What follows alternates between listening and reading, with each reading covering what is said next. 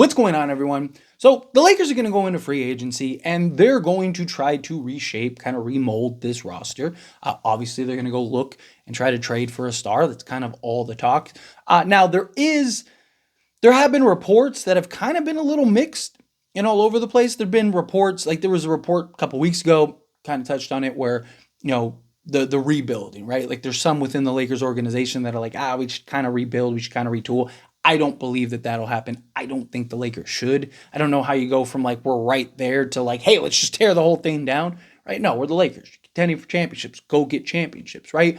There's also, again, based on reports, part of the Lakers organization that's like, we don't need another star. We just need kind of complementary role players. You go get, a piece or two, and all of a sudden we're right there, right? If you had, two other guys that were giving you quality production, you might have beaten Denver. You might have been a completely different conversation, right? But some in the organization, and LeBron James in particular, even wants a star. Now, a lot of the reason that LeBron wants a star is because he's getting older in age. He can't carry the workload. And he's looking at it as like, man, if you can get a guy that can kind of be the workhorse along with Anthony Davis, I can kind of coast during the regular season. I can kind of be the third guy. And then when we get to the playoffs, again, I can kind of be the third guy and just kind of pick and choose my spots. And then I'm fresh. So that way, when you need me, like, hey, again, just using an example, but let's say you get a Donovan Mitchell. It's like, Donovan Mitchell's having a bad game, right? He just doesn't have it tonight. Don't worry. I got it. I'll handle the workload. And then he can kind of be LeBron that game. It's kind of why LeBron wants a star. And ultimately, I think the Lakers, they're going to throw their hat in the ring for a star. If they can get a star, they will get it. And I do think depending on who the star is, it's fine. I'm okay with that. Again, it just kind of depends on who and what that star is and how they go about it and approach it, right? Like, what do you have to give up? How do you structure the rest of the roster? Even a Trae Young, right? Lakers would have to sell the farm for Trae, but like, how do you kind of mold and shape the rest of this roster around those guys? Because if it works, I mean, Trae, LeBron, and Anthony Davis, good luck, right? But there are questions with that. And again, how do you can't just throw three guys with the names on the back of the jersey on the court and expect to win a championship, right? You got to have all the other pieces, right? You got to have, those two other guys on the court that are giving you the impact. It'd be nice to have that luxury of like that third guy that can, kind of be that consistent, right? Like if the Lakers had a Trae Young instead of D'Lo in this series, the Lakers probably beat Denver. Right? There's a lot that can go into it. But again, it's how you shape it. But removing all the stars and all that stuff and all the madness, as far as just like the free agency itself, I do have my concerns on how great can they kind of upgrade this roster, right? Now, I'll go into more like specific individual players and we'll play the carousel game of like, what about this guy? What about this guy? What about this guy? Especially as like the rumors and news come out. So definitely look forward to that. That's definitely something that is always fun to kind of talk about, like, kind of play the like, should the Lakers sign this guy type thing. But in this video, like in particular, just generally, right? I'll use a couple guys as an example, but generally, I have my concerns of how much can they improve this roster from a free agency standpoint. Now, I do think regardless, even if the Lakers do make a trade or they don't, right? Like, I do think some key guy, like I think Taurean Prince is very likely to stick around. Christian Wood may very likely stick around. Jackson Hayes is a guy, Cam Reddish, right? You got like 4 or 5 guys that I think more than likely will stick around, but we still need, in my opinion, like a legit, in a perfect world, you go get like a Malik Monk or something like that, right? Where you just get that guy that come in as a sixth man and just be huge for you. Problem is, again, the Lakers' money and financial circumstance is where I'm really concerned. Because the Lakers don't have a ton of money to spend. Now, in a perfect world, LeBron plays for the vet minimum, and now the Lakers have all this, salary cap, and they can do some stuff. But realistically, that's not going to happen. Even if LeBron takes a discount, he's going to have to take a pretty significant discount if we were to actually have enough salary to really go sign 2 or 3 high quality guys, right? In reality, you're hoping a couple guys take a discount, right? Maybe you get a guy like Porter Jr., not Michael Porter Jr., but the blanking on his first name, Porter Jr. From the Houston Rockets. But like if you could get a guy like that who maybe needs to prove himself. He was a 20-point a game scorer that comes in and he kind of, plays that role and he kind of steps in and maybe plays the 6-man role or maybe even a starting level role, depending again how the roster shapes up. It's kind of where the Lakers are at right now. They're kind of in the boat of like, you're hoping that maybe like a Valanciunas takes a discount. Or you're hoping that you can maybe, have like a Malik Monk situation where you get a guy that needs to prove himself and maybe he comes on and he can play a big role. Like, again, like a Christian Wood this past offseason. Although, one, I thought Darvin Ham didn't utilize him very well, and two, he ends up getting hurt. It's kind of why I think he may end up sticking around. But even if like LeBron was to take a discount, if the Lakers go trade for another star, then you're still limited, right? So I think more likely than not, it's probably going to be one of two ways, right?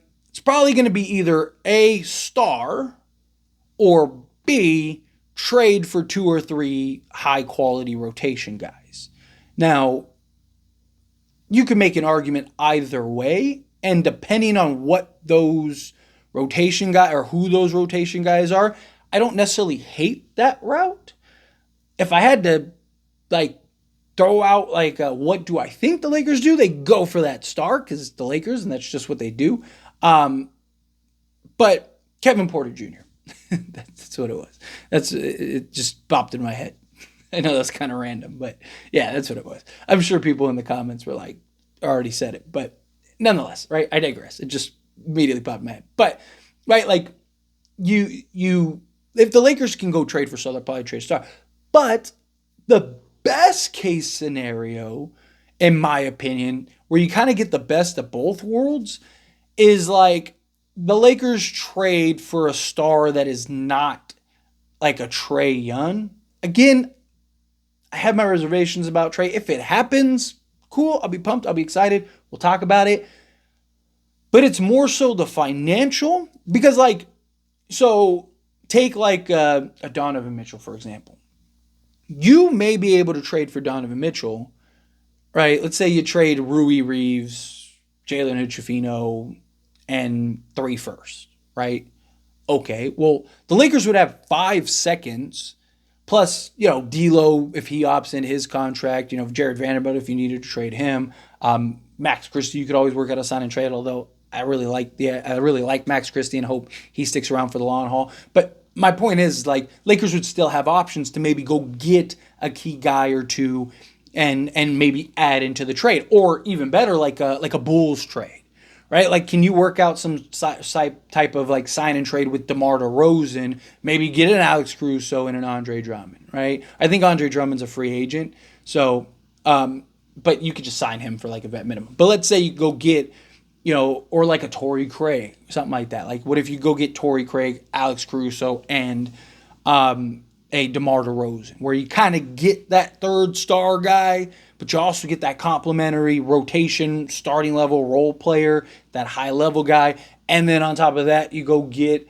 another forward, and then you sign an Andre Drummond for a vet minimum, and now you basically have all this influx of talent, right? To me, that would be the best case scenario. But I know a lot of the reason I even want to talk about this and so early, because we're still a ways away from free agencies, because I want to just kind of prep people and have people kind of understand that this offseason might not go outside of via trades how people are hoping. Again, maybe you get Kevin Porter Jr. or you get a Valanciunas to maybe take a discount for a bigger role or a prove-it deal or an opportunity to maybe contend for a championship, right? Especially you look at the top teams, most of the top teams already have that center or they already have that kind of guy that can kind of go in and be that vacuum scorer for you where it's I could go to this, I could go to Detroit or I could go to Lakers and really be on a bigger scale and contend for championship and be one of the top teams, but also at the same time, like kind of maybe get some value for the next year, right? Or maybe stick around with the Lakers longer, right? Like it just gives the Lakers some flexibility, but that's kind of what the situation is this offseason because Lakers really only have like vet minimums, assuming that LeBron takes the 3-year 164 million or whatever it is. Like, Lakers are basically going to be vet minimums, and I think like the taxpayer mid level, I think is it. Like, it's not a lot to work with, not a lot to work with at all. You're talking about like one, not even mid tier free agent, but like if you get lucky, you get a discount type of free agent, and then a couple vet minimum guys that you're hoping to take a flyer on. It's kind of been the issue, right? It's kind of been the free agency dilemma, right? So I don't know. We'll see how this plays out. But it's just something that I wanted to talk about and have you all keep in mind. But anyway, as always, this is a discussion. Pass a question on you. Let me know your thoughts and opinions down in the comments below. What do you think? How do you feel? What are your concerns? Do you share the same concerns as me? What do you think the Lakers should do as far as trading goes? Do you think just go get some role guys, go get the superstar, or try to find a package where you get combination of both, kind of get the best of both worlds? How do you feel? Whatever your thoughts are, I'd love to hear it. So let me know down in the comments below. That being said, if you haven't liked this video, hit that like button. Helps me a lot. Helps me enjoy these types of videos, and I truly appreciate it. Not subscribe to the channel, hit that subscribe button. Turn on the bell notifications. Appreciate y'all. See you in the next one. Thank you.